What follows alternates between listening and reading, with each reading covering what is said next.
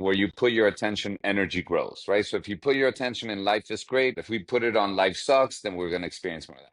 And then we went on break, and I just had this moment where I saw participants complaining, staff complaining, volunteers complaining. And I remember I leaned toward a friend of mine that was there working with me, and I was like, dude, nobody's doing what he's telling you to do, and no one's paying attention. Like, what's wrong with everyone? I was like, I'm going to write a book, and it's going to be called Shut the Fuck Up. And that was the genesis of the book. Hello, and welcome back to the IVF Daddies podcast. My name is Julio Gaggia, and today we have a longtime friend of mine, Jorge Perez. We happen to be both from Venezuela. We migrated to the United States. Now I'm in London, he's in LA. Hi, Jorge, how are you? I'm so great, Julio. How are you? Good, good. I'm doing good. Oh, you're not, you were in LA, now you're in Miami, or are you still in both? Yeah, no, I'm in Miami right now. Yeah, I wasn't going to correct you, but I am. Because I was like, let's be in LA today. what am I gonna know? You know more about you than I would know about you. So I immediately, when I saw that you wrote a book, I mean, we go way back. I don't even know how we met, but we go way back. And immediately when you saw that you wrote a book, there's like this, and I have to be brutally honest, with radical honesty with me, because I do a lot of therapy. Is the typical, the reputation precedes you, right? Like if your friend Hmm. writes a book, then you're like, oh my God, like this book is like, What really, is he? now you're a What book is he writer? doing now? Like, okay, yeah, who wrote this book Let me from? ask you, was the first word that appeared in your brain, was it girl? Yeah, I was like, girl. That's all. That's the only question I had. That's the only question I had. I was like, girl, of course. And then I saw the branding. The branding I love. I'm a packaging person. Like, look, Well, let's show the brand. show me the brand again. So let's focus on your brand. Oh my God. By the way, I've been trying to find it here. I bought it on Amazon. I'm waiting to get it. I got audiobooks because I'm dyslexic and I cannot read. I will read the same sentence over and over, but I had the audiobook and I had to hear it twice. And I remember texting you like, "Oh my God, we have to do this podcast because this book is like yeah, it made me feel like sometimes you think you're woke and then you're like, damn, I still have a little bit of like old school DNA thinking that people can't change and people cannot break from their boxes. And you proved me wrong. So tell us a little bit about the book. Oh my God. Well, the first thing I want to say is that, God, Julio, the little interactions that we've had recently, you deliver the goods, man. You say these things that are so poignant and so observative and really deep. So I just wanted to say thank you. I didn't even realize that. Obviously we all have our old selves, right? Or just the way that we're known to by the world. And when we reinvent ourselves, there's that kind of foreign, what is this? And then I think what you said was so powerful of how it reminded you to give people, and then by that, give you a chance to reinvent yourself. And I think that that's amazing, man. Give your listeners and your viewers a little bit of my story. So I'm originally from Venezuela, and I moved to the United States when I was 12. I was essentially raised by my grandparents since I was 12 without any kind of curfew and no one really looking after me. So I think that that really worked great to my advantage because it gave me a lot of freedom, and no one, I was the only one accountable for myself. So it really helped me to grow up fast. And I always wanted to be in entertainment. I moved to Los Angeles about 20 years ago, and I've been an agent, brokering deals with celebrities and brands for a long time. In fact, funny enough, that was the first job, my first big job that I did with Brad Pitt. It was Oh, I for a thought it was Japanese. you. Does look like me. Thank you for that. That was for a Japanese cell phone ad, and it was the first big job that I've ever done. It was a Japanese client, and I'll never forget that job. And it's funny when you look back at your life and, whether how I was raised or what I've been doing for the last 20 years, I can see how it was creating the stage for this book, because dealing with such high caliber celebrities like Jennifer Lopez and Brad Pitt and Ricky Martin and all these people really made me kind of realize how empathetic one has to be. And what I mean by that is that you see these people and you're like, oh my God, you have everything going for you. Why would you be upset? Why would you be a diva? But there are also people that are dealing with this fanatism that can almost like be a double-edged sword, because then imposter syndrome kicks in and you don't even have time to go to the bathroom without people going up to you telling you how great you are. So it really made me think about, wow, here we are in the world thinking we know how people should be, and we don't, you know? So empathy started really rooting itself in my mind.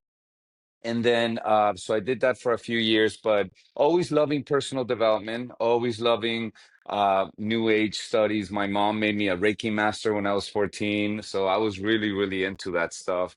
But it wasn't until the death of both of my parents, pretty back to back, my dad in 2019 and my mom in 2022, that I really got heavy into genetics and epigenetics. I started thinking, well, what does that mean for me genetically, for my sister, you know, cancer, you know, the big C. And what I came across was the work of Dr. Joe Dispenza, who he focuses a lot on epigenetics, which is essentially what stress could detonate in the body if we're always living in fight or flight. And the epiphany that, sorry, go ahead. And where does stress start? Where does stress live? That's a great question. In the book, I go really into how there's nothing wrong with fight or flight, right? We have that mechanism of fight or flight, of survival, that our brain, you very handy when we were running away from dinosaurs, right? But the problem, if you will, is that we're activating fight or flight too much in our current culture and society, and that's is harmful for the body if we're constantly in those states of stress. You know, stress, being in fight or flight, brings down our immune system, which makes us more susceptible to diseases. Yeah, it's just like how you said it. Fight or flight is gonna make you survive, but fight or flight now is not a dinosaur, is the people that you work with every day. And that comes to your boss, and that comes to having to go to people, going out to a lunch or a dinner or for drinks, and having this circle of friends complaining about the Groundhog Day. Like, it's just the definition of insanity. Like, you complain about the same thing every day. I think Lana Del Rey said it best. It's like it takes courage to break from a routine, and if you're going to complain about something and go ahead and do it every day, which is the noise that you said. But it's funny because it's almost like we used to now complain about our bosses and now we complain about our traumas. So touch upon what you said in the book about bitching about the bosses. And first of all, let's say the name of the book. Yeah, you have to say it because I love the title of the book.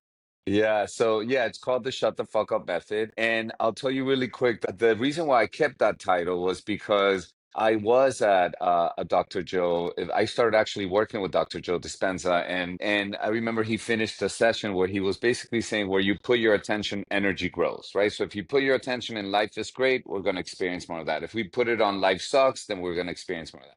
And then we went on break. And I just had this moment where I saw participants complaining, staff complaining, volunteers complaining. And I remember I leaned toward a friend of mine that was there working with me. And I was like, dude, nobody's doing what he's telling you to do. And no one's paying attention. Like, what's wrong with every? And he was like, well, what are you going to do about it? I was like, I'm going to write a book and it's going to be called Shut the Fuck Up. And that was the genesis of the book. And what I found was almost like a glitch in the system, because listen, Julio, you can go to therapy all your life, do ayahuasca all your life, go to retreats all your life, but if we don't take on the epidemic of complaining, then we're really not going to rewire and transform our lives. Because it's a lot. Listen, one of the things that it got me very nostalgic and emotional about this book is because when I was going through the worst period of my life, which is when my previous relationship killed himself, and also the previous relationship before that died out of leukemia from January to May. So there was a moment that I had to put audiobooks in my ears to shut the intrusive thoughts. So I was applying the shut the fuck up method to myself without even knowing there was a word that it existed. So, and my audiobooks were that was the trend when Amazon started the Audible, and I would buy whatever. I would just use my credits on whatever book. I don't care. I don't care what the book was. And then that's how I got to Dispensa, Alan Watts, Sam Harris, Waking Up. And then I touched upon Byron Katie. And with Byron Katie, it was just like, you turn everything around, and if you believe in your thoughts, you're gonna suffer. And that to me was like, Yeah, Byron Katie by far. I mean, I dedicate the book to Byron Katie and Dr. Joe because I feel that they've been the two most influential people in my life. I worked with Byron Katie, and I work with Dr. Joe now. And tell us a little but bit Byron, about Byron Katie. Tell us a little about your work in Byron. But one so question, one yeah. question. When you work with this Dr. Joe Dispenza and Byron Katie, was it as, I'm gonna write a book, let me work with these people, like if like Vivek can work for fashion from the get-go, or like Kanye West worked from as an intern in Vogue, or you did this before and you didn't know that because the minute that you dedicated the book to Byron Katie, I Google, is she alive or dead? Because I was like, for a second, and she's still very, very alive, practicing and obsessed and stuff. I was so relieved. You know what? I love that question. I love that question. It makes me think back on how I remember finding out that Madonna was really good friends with oh my God, the artist from the 80s, Bjork, white hair painter, did stuff with basket, Andy Warhol, Andy Andy Warhol. Warhol, yeah. So it made me think how Julio, maybe we're all clusters of energy that come in with some sort of assignment, and then we start to be in these people's lives, and it almost like a seed, right? The seed starts to nurture, and eventually it sprouts. And definitely, when I worked with Byron Katie, I started writing a lot about my own metabolism, how I was metabolizing her work, and then eventually, that's what we all do. That's what she did. That's what all the great ones do. They metabolize how they understood somebody's message, and they create their own with their own filter. So no, I've always had a sensibility for personal development, probably because my mom had it, probably because, like I said, I was raised by myself, so I had to kind of grab onto something that would nurture and protect me. And I think that was the Byron Katie's of the world. So defining me raised by yourself, because I am a firm believer that no one can make it alone. I mean, quoting a Madonna song, which didn't, we can't make it alone. But I do feel that when our parents are not there, we feel like we're alone. Yeah, no, absolutely. What I mean by, listen, so picture this. I was 12 years old living with my grandparents. It was like a perfect storm because they always thought I was the smartest grandchild. So because of that, they didn't give me a curfew. I was in another country. My parents and I were close, but they lived in Venezuela. So because I had all that freedom, it was fun, but I also felt like, wow, I can't let anyone down, And I think that having all that, so to regress, I wasn't raised alone, but I didn't have the any kind of helicopter parents that were telling me you need to get good grades. I would have to think to myself, if I don't get good grades, I'm not going to go into a good university. There was this innate presence to, if I don't make the cut, no one's going to come and save me. And listen, I'm not saying, by the way, that this is a good or a bad thing. It's just a cause and effect. I think that was great for my independence, but maybe it hasn't been that great for me to settle down with someone because I still feel like I love my freedom. So it's navigation for sure. It's almost like it's the 8-year-old boy in Oz, and the trauma that it always stays in it by in the body, and it like you never know. And relationships also are a mirror, and then we create this armor, and then we have two options: we either fight with the armor, or we just become make our we make our problems our identity. Yeah, With Esther Perel, she made an interview about one of the best doctors in depression, and he wrote the best book about it. I forgot the name, but I will let you know because you will love this book. And he said for sure. something. He says is touch upon on it touch upon on the fact that we have conditions, right? Hmm. We all have conditions, and when the conditions are positive, they're called identity, and when Hmm. conditions are negative, they're called illnesses. Like homosexuality was an illness until it's not, and now is an identity. And then some people become like, your career could be your identity, and then you have your little world in one pillar. We need to learn how to like, because what happened if you lose your job and your job is your identity, you Yeah. know? Which you will, by the way, which we all will lose. Any identity we have, every identity we have, it's temporary for sure. Yeah, and then alcoholism becomes an illness, and all of that. And speaking on illnesses and topics like that, you quote people that have gone through turbulence. For example, you quote Lindsay Lohan, and we all have seen her comeback. We all want to look like her right now.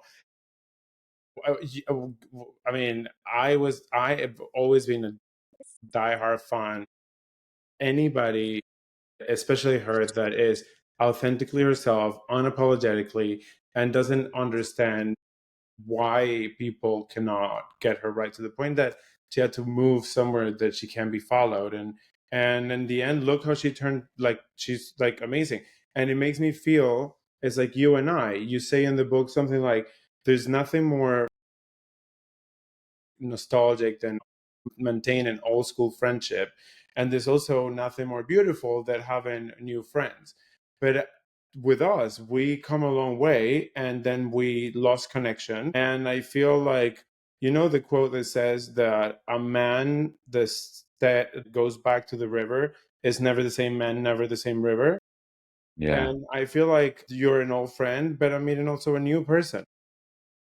Yeah. No, I agree. And as you are as well. And that is so perfectly said. I think that I dug deep into friendships into this book and the method. And it's interesting because you can extrapolate friendships to everything, to a job, to anything that the unknown brings. And what I'm really focused on is I think that friends are great. I love my friends, but I'm also not attached that when they go away, they go away. And it doesn't mean that I'm better than them or they're better than me or I'm more spiritual and they're less or they're more spiritual. It just means that our energies have to go different places to take care of different things. So I honor them. And when they don't call back or I reach out or they ghost me immediately and I feel that feeling of like, God, fuck him or what, that immediately I go, no, our energies just have to go different places.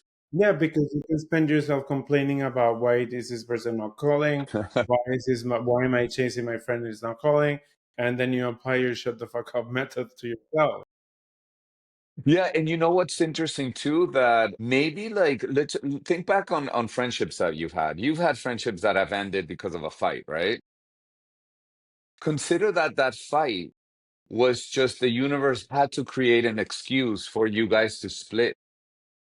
Yeah, because you know that I think about that a lot, and after reading the book, is there's two things. There's friendships that ended because of a fight, and there's friendships that I keep dragging along, waiting for a fight to happen because I don't have the courage to say I don't want to keep doing the same thing that I've been doing for Yeah. 20 years.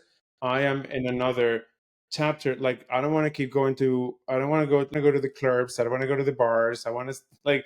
I want to read a book. I want to talk of deep conversations, and it's not a bad thing, but I feel like especially in our community, like when we're in our community, it's a lot easier to have like this 25-year-old mindset, and one thing is the mindset, and one thing is my life goal is to keep the inner child alive with somebody. I don't want to grow old with anybody, but the mindset of doing the same thing with no result, or a positive, I have now two kids, I have a partner, I don't have energy to reserve for the next day, so I have to evolve. Also relationships take you to another environment, but then also there's you create the fight to end the relationship, and then also you don't know how to end the relationship, and you just maintain dragging something that is just like, how do I do this without being arrogant or sounding like I'm better than, or so that takes me to the question, the people that you quote in the book,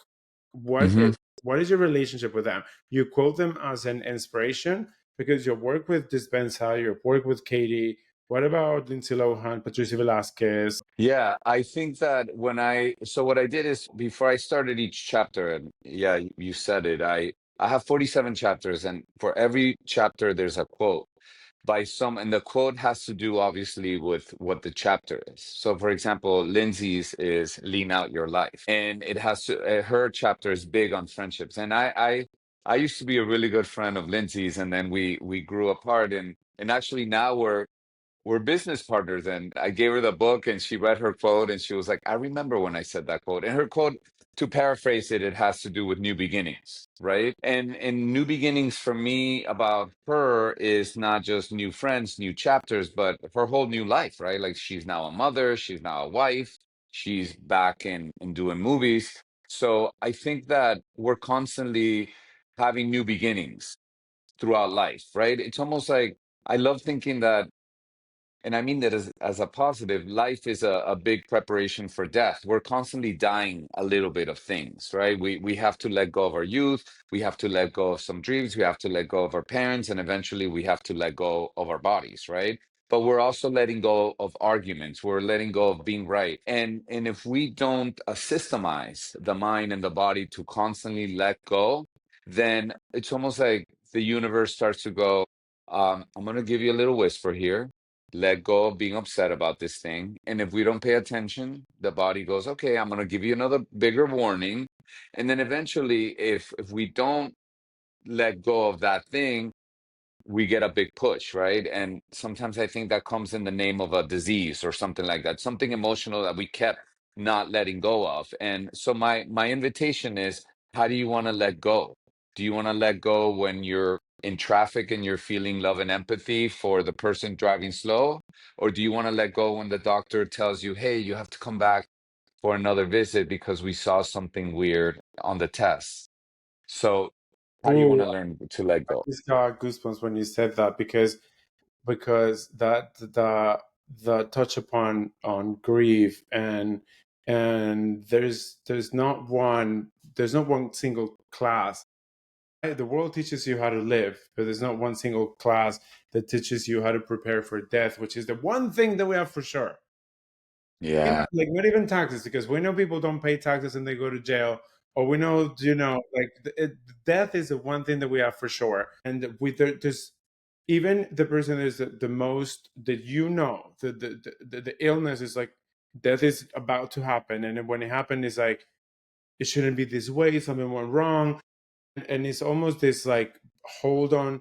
What I've discovered is that grief is just selfishness. It's like nothing but love persevering. And then it's just me wanting more of the person that died. It's nothing to do with the death. It's me. It's just like somebody took something away from me. Like, it's selfishness. It's like ego. It's like, no, you're mine, I don't want you to go, don't take my toy.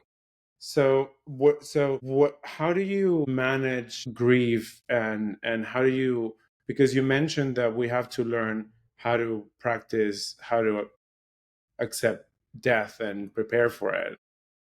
Yeah, I think the world has been very generous with me in giving me two parents that had a very slow death to cancer. And by the way, when I say slow, there's definitely a lot slower ones, but I was very intrinsically involved in the transition of their life, which was my dad was going through the leukemia death, and then boom, my mom got the cancer back right after my dad died. So it was like a 7 year ordeal, and they literally took turns.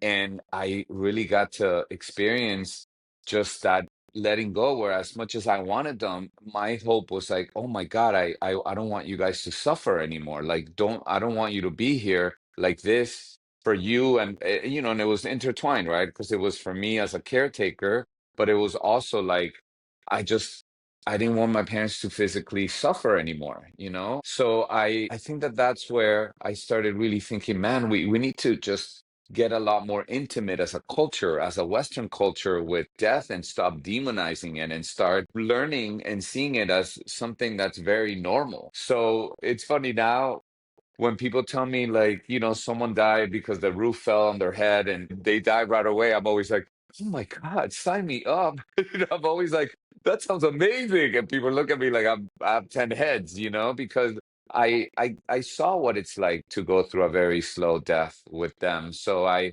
think that that's what started nurturing that. perspective for me to start normalizing the death reality. So when you say sign me up, because also with my previous relationship, it was a very, very slow death. He tried to kill himself in October, then kill himself in December, which was like 2 days before my birthday. And it was, I mean, I wish I had this conversation years before that happened so I can be ready. I love that before the podcast we were like, you know what, let's keep it light even though we have these stories. But inevitably like, but why, but you know what, let me correct myself. Why can't these conversations be light, right? Yeah, I Like mean, we can make they are light.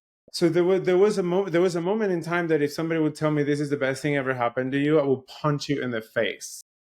I But know. now I realize that because of that, when I met Richard, when I met my boyfriend that has 2 kids, I said to him, I cannot date anybody. Who's going to date somebody? I didn't break up with my boyfriend. And then he needs to understand that I have a number one. And if we're going somewhere after death, he's gonna be there. So, and then he has kids, and then I was like, he has a priority too. And now is the best thing that ever happened to me. I have a beautiful relationship with 2 kids that I can only endure. If I would have met him before that, I could have never. I wouldn't even know how to deal with somebody that had a priority. And that brings to connected to the to connected with our audience. One of the things that comes the most in and IVF and surrogacy is you have to grieve the child that you never had to make space for the child that you are going to have now with alternative methods of fertility, with different routes, whether it's somebody whether it's a person that cannot carry babies, whether it's now when I came out of the closet to my parents, like I wanted to have kids, but like how? That is impossible. And like it was written in the stones, like gays are not gonna have kids. Like my mother told me, you're gonna die from AIDS or you're gonna become a woman. And I don't want that life for you. It's not that I don't support you. I have to bury the child that I wanted to have to create space for you, and you cannot blame me for wanting the best for you. Yeah, yeah. You should tell her, how do you know I'm still not gonna die of AIDS and as a I mean, yeah, she might like she maybe saw my future, but You know what's so funny? So I don't know if you got to the part where in the book my dad, man, the biggest gift my dad gave me, which has given me so much freedom, was that moment right before he was intubated, the last time I saw him conscious, that um my stepmom, my sister, and me were surrounding him in the bed, and he was surrounded by family, Julio, and it hit me in that moment. I'm like, oh man, it doesn't matter who's around when you die because that is one journey you got to take by yourself. In that split second, man, my whole like insecurity of like, oh my God, I got to get a partner and I got to have kids for that mission, right? For that being the driving force of I don't want to die alone, just completely evaporated. And it made me realize that wholeness is something that I can have with or without a partner, with or without a family, you know what I mean? Like independently. And it's giving me so much freedom and I'm excited about having a great love life with with a partner and the possibility of kids. I'm definitely open to it, but it's not from that place of like my life's not going to matter or not be good enough if I don't achieve it. And that was so big for me. yeah, that's now that you frame it like that is very powerful because at the end of the day, if when you're dying is not you can have 100 people in the room and it's your one journey. But I love like I when you said before that when people like an honest like sudden death versus a slow death, it's like it also allows you space to say the last words to but it Yeah. still doesn't change the fact that it becomes about you, and then you have the noise in your head of I want you here. And then so what would you say that this method would work for somebody that is trying to conceive, trying to have kids, they cannot, and they have to opt for alternative methods, and feeling like they're broken, and feeling like, is it possible that I cannot carry a baby? How is it possible that I have to opt for medicine? What would you say to them, especially since you've gone through friends like Paris Hilton has been very open about IVF and surrogacy, and I've learned so much about. I have her book. I saw her TV show. I saw, like, actually, Richard is like, every time like Kathy or Paris like one of her posts, like he just like screams, like, and having these people speaking up about it breaks the taboo that. And I never expected Venezuelans to go through IVF and surrogacy, and the flooding DMs that I get. Can you tell my story because I feel broken? I don't want to tell my parents.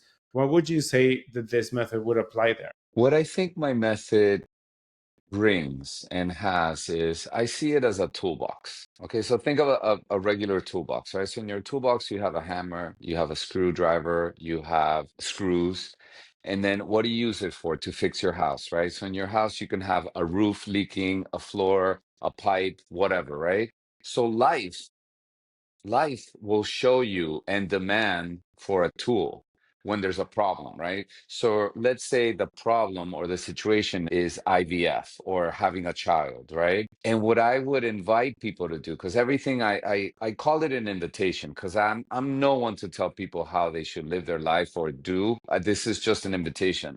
I think the tool that I would grab if I was someone that really wanted to conceive and was in that fertilization journey is perspective. You know what I mean? That's the tool because we don't know, and that you can extrapolate perspective to any problem or situation in our life. It's like we we we don't know how having a child would impact our life right now.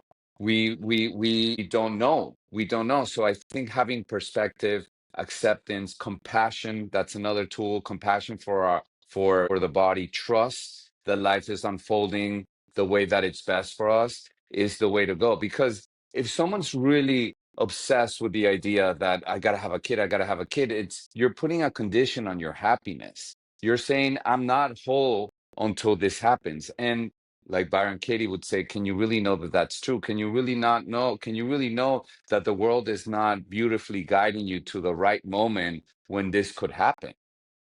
Yeah, and especially because a very common scenario is people trying to conceive, and then you try to conceive naturally and with traditional old school methods, which is sex, and then nothing happens, or you carry a baby but you can maintain it, so you have a miscarriage. And then what happened is like you try, then you have to have sex on the clock, which sex is amazing. On the clock is not amazing at all. So then that takes a toll on the relationship. Then you think the baby's going to save the relationship. Then the baby is not going to sleep, and then some people prioritize the baby, and instead of creating a solid foundation in the marriage, then just prioritize the baby and forget about the relationship. And then ultimately some people end up in divorce, some people end up the baby might strengthen the relationship, but you will never know. And when you say that the toolbox, it's funny because what I would invite you to inquire is, when you say toolbox to me, my toolbox will have a pair of heels, a labubu with a Birkin, a screwdriver, and nothing to do with a leak. So when the problem presents and my tools in the box are not fit for the problem, what do you think I should do to my? I know, like, eventually find solutions, but to my head, to my peace of mind, to not. I love when you say, I have one person, I go to one person, I tell this person the problem, and then that's it. I don't talk about it. That sounds amazingly easy, but it's really difficult to apply. Yeah, no, I hear you. I understand. Listen, creating a container, I think getting something off your chest is amazing. I think talking to a great friend or talking to your therapist or an expert to bounce around ideas, it's completely valid and important. What I'm talking about, it's like when you go around talking about your issues to 10 people, 20 people, 30 people, hey, Julio, how's it going? I can't conceive. It's like, when we go around telling our issues, like the brain doesn't know the difference between a problem that's happened in the past and keep talking about it. So we're constantly hitting that adrenaline, right? That cortisol shot. So I think there's so much value in containing our container, right? So speaking to somebody about that could give you valuable help, somebody that went through that situation, that's like, can you be my person? Again, I clear this up at the end of the book. When I say one, it doesn't have to be one, it could be two, three, four, or five, but not 30, right? Not 40. And again, this is an invitation. People are more than welcome to do it the way that they want to. But when we don't talk about our problems or our situations, then we're also not opening up to more than having to clear it up with people once we solve it. Then you constantly have people, hey, so whatever happened to your journey with having a kid, you told everybody. So I think there's some responsibility that we have to take as far as like when we talk about our problems, then we have to be accountable, that we have to let people know what happened, right? So that That happens a lot. That happens a lot, that I mentioned the problem. And it's like I used to journal and I could not read my journal the next day because I was afraid or ashamed because the emotion already passed. So when you talk about your problem and then the problem got worse and then you don't want people to ask questions. yeah, it's listen, it's a very personal journey. And you said something very, very that resonates a lot with with diseases, and the reason why people, I personally believe, and got it from Joe Dispenza, is it's like when you have the faucet of, don't look at my nails because I need to fix them. When I got the faucet of cortisol on all the time, and you make that traumatic event your identity because it brought you attention, it made you escape from the other responsibilities that you have to do, you have that cortisol drip on and on and on and on. There's going to be a moment that your body's going to give you a rash, an ulcer, acid reflux, a cancer that says, like, stop. Like, I need to manifest physically that you need to stop this because you're creating a flawed cortisol where it's not need to be.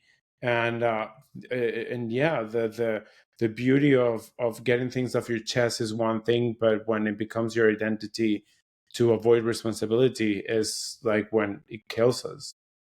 Yeah, I think one of the things that Dr. Joe says, and I so believe this, is there is a point where we don't have the emotion anymore. So when we can talk about a past problem without the emotion, then that's wisdom. So what I definitely encourage, if something's still pressing, definitely we got to bring in that willpower to not ding it constantly, because then we're putting all that attention to it, and where we put our attention, energy grows. So I think life is like the experience of walking into a room, right? And then you look to the left and it's a mess. It's a mess. It's a mess, stuff everywhere. But then you look to the right and it's pristine and clean and beautiful. You know what? Hire a cleaning service, clean that mess, and then pivot to the right and focus on that beautiful room that you have. Good it smells, how clean it is, the linens, the scent of the linen, because that's what life is. So if you're a parent, if you're someone that wants to have a kid and the timing is not right, you know what? Start focusing on all the other amazing things in your life. Start focusing on how millions of people would kill to be in your shoes, with or without a kid, and then that will start getting bigger and bigger. And do your IVF, do what you got to do.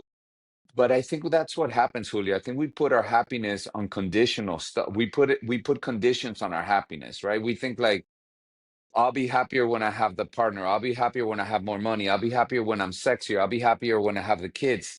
And can you really know that that's true? So before we know it, we've fixated, we've trained the brain, right? Because it's all brain training. We'll train the brain that once I get that kid, I'm gonna be happy. Once I get that kid, then you get the kid. It's like, no, once the kid goes to the right school, then I'll be happy. I gotta get him into the right school. And then so the mind will keep recalibrating into always be not good, not there yet, not good enough. So we have to get a hold of that tendency that we all very innocently have, that over there is better than over here. Over here is it, man. This is it. Tomorrow, a truck comes and with or without a kid, party's over. So how can we? I think that the perfect point is to have passion for the things that we want, for sure. And at the same time, not be attached to getting them. I think that's the secret formula, the It's like perfect formula. it's like the quote in your book of when you look, uh, what the when you look at things, the Yeah.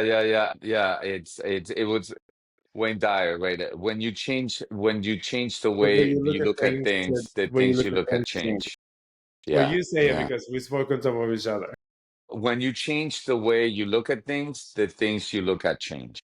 That is actually powerful, and that comes, I like you say it in your room, and if you apply it to yourself, find that one thing that you love about yourself, even if you, because I think that a lot of the problems come from a void, from something that we don't like about ourselves, or people have told us that we don't belong, that we're not enough.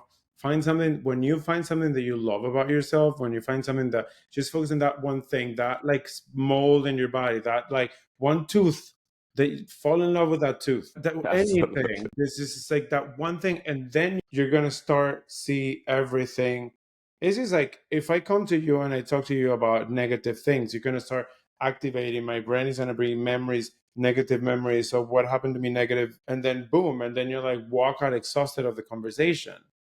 Which it brings me to someone that I'm obsessed, and I've been called cavaliered because I think the same way, which is, I think Alan Watts is the like the person that contradicts problems the most. It's like, if you have an issue, he will turn it into a solution.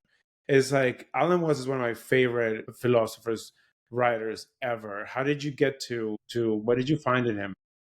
Oh my God. I was telling you, I'm going through a big Alan Watts kick right now, and my YouTube is just feeding me like videos and video.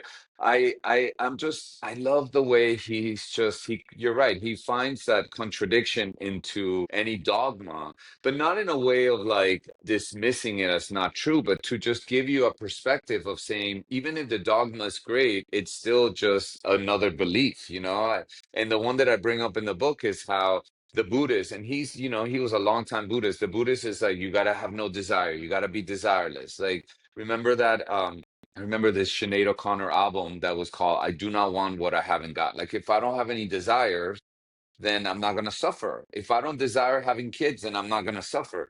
But then that's where he proposes, well, the mere not wanting to have desires is also a desire. So you can't really escape the desire game. But I do think, going back to what I was just saying, that what if we had desire with passion, right? Like having this kid, having that job, having that partner, but not attached that that's what's going to make me happier. Not attached that that's the best thing for me. So I think if we live in the center between passion and being unattached, then we have the present moment, which is the only thing that's really, really real. Understanding that right now we have everything that we need. And that kid, that job, that partner, or even that health, it's great to have, to desire it, but it's still a fiction story that we have that will make our lives better and that will make us happier. Yeah, because I understood a long time ago that feeling bad is just having an argument with the past, and thinking that, the if I get this I will be happy. I realized that chasing happiness was destroying me, and to me, like, I can eat a bucket of ice cream and I'll be happy. I need fulfillment, I need joy, I need support.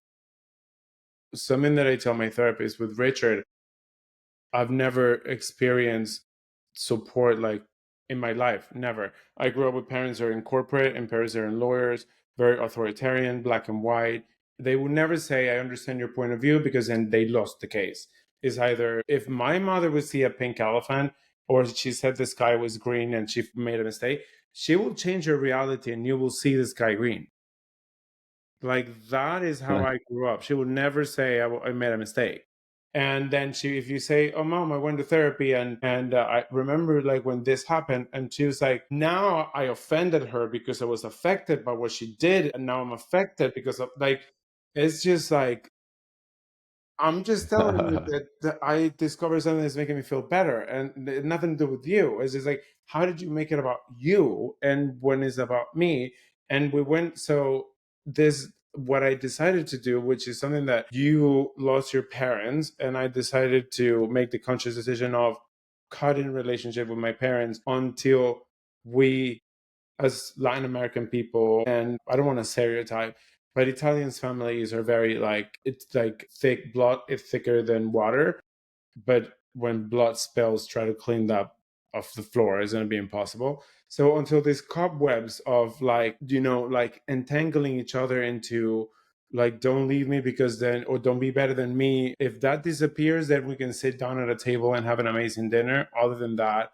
I had to make a conscious decision to not have them in my life. And that's also something that I had to grieve. I had conversations with them over and over and over until I got to the point of realizing that freedom is not financial, is not freedom to me is when you go to your house where you were a kid, or when you see your parents and you don't have this tight knot in your chest as a kid and a parent, still respecting that they're parents, because I removed their title and my therapist told me like that's the worst thing you can do to a parent.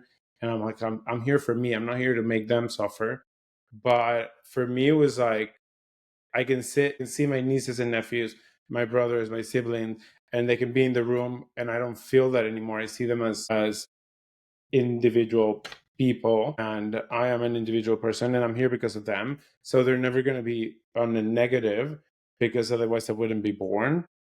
But it took a lot. It took a lot of work, and sometimes I don't know if I should rekindle the conversations, because people say, "What if they died and you never say something?" And, da, da, da. And then I'm like, "No, I think we're fine. I think we're good."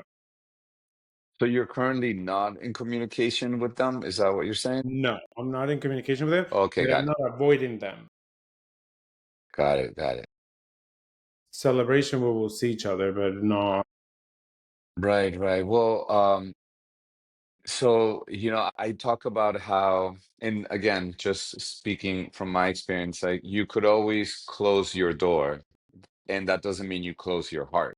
You know what I mean? And I think I do this, but more with friendships. Like there's people that I love dearly that I know I'm never going to talk to again for now. Who knows what the universe will bring me later, but that doesn't mean that I don't honor the experiences that we had and who they are as I see them. And who knows, right? So I feel like there's definitely we have to protect ourselves and do what our integrity tells us to do. And if closing the door feels right at this moment, then that's what we should honor. And yet, what if we don't have to close our heart? Meaning like we can still be like, listen, I get that that's how you are, and I honor that's good for you, and I'm gonna have to walk this way, and certainly, okay, so do you talk to your parents once in a while, or you don't at all? I don't get out of my way to make an effort to make sure how they are, because I know what they're going to complain about. I know they're going to Got bring it, got up. it. Okay, got it. Okay, so you're not currently. Yeah, I listen, I know that there's a lot of like modalities that would tell you you got to clean this up, you got to, and as someone that, and I was very close to my parents up until the end, and I honor that other people's don't have those dynamics. So I think that everyone should follow their integrity on what feels safe for them, and still just think about that concept, closing the door, but not closing the heart. And then see what happens after that. Maybe one day, like I said, you guys will be more aligned and things will come and merge. So you guys can have some sort of communication and be in each other's lives. But until then, just from a heart level, keep it open for sure. That's wonderful. That's really, really powerful. And thank you very much. And to close this, because I can speak up for hours with you, Me too. You're great. you're amazing. To close this, what to our audience, from people that are trying to build a family, what would be a good message that you want to give to your audience regarding to your method and your book that do you think is important? I think that for parents and people that want to have kids, I think that's so beautiful. At the same time, remember, pursue it with passion and be unattached at the same time. Because, like anything in life, it's like, so let's call them environments, right? So in life, having a child, being healthy, having food in the refrigerator, having a job, a career that we love, they're all environments. And what happens is we train ourselves to be like, okay, if I have the environment of a job and a kid and my health intact, then I'm gonna be happy, right? But then what happens, the universe goes, oh, really? I'm gonna take this environment right now. And then it's almost like they're taking our training wheels and then or our crutches. And then the universe goes, all right, come on, come to me like a baby, right? And now you're like, you don't have the environment of the job. And it's almost like how powerful to stand tall and know that as much as we want something, we don't need it. Okay. So when we don't need something, we come from an energy of we're whole. And when we're whole, we attract. When we want something bad, we want this person. Like when we're dating, right? You like this person, you're like, do you want to go out tonight? Do you want to go out tonight? Like people feel that energy. They're like, oh man, desperation. We actually, it's ironic because the more that we want something, the more we repel it. But when we don't want something, then we're actually in abundance. No, I'm good. I'm good. And all of a sudden people are like, oh, you're good? Do you want to go out? No, I'm good. I'm good. So again, I'm not saying to trick yourself, but to also know, I want you to hear this from like an energy level, that when we have that desperate energy, we're actually, it's almost a counteractive to that thing that we want. So it's like we gotta figure out a way to feel whole. And that's where I would grab the toolbox of perspective of, you know what, millions of people would love to be right now who you are, with or without a kid, and come from that place, so then you can still pursue it with passion, but be unattached at the same time. That's amazing. That's really, really amazing. Thank you so much. I'll put a link of where to find your book on. Do you sell your book in America or in Europe also? Yeah, yeah, it's on Amazon, it's on Barnes and Nobles. Like if you just Google the Shut the Fuck Up Method, it'll show all the different places, and it'll show my website where I have events coming up, and it's stfumethod.com. And yeah, and I would love to stay in touch with your audience. And I'm so glad you contacted me. I'm so moved by the things you've said on our DMs, and I'm so proud of you. And you're doing it right, and you're doing it so well. And your whole thing with your parents, it's gonna unfold the way it should. Trust it. It's unfolding beautifully. Thank you so much. Thank you so much. Good talking to you and good reconnecting and seeing where you're at. And I'm very also very, very proud. Thank you. Likewise. Thank you, my friend.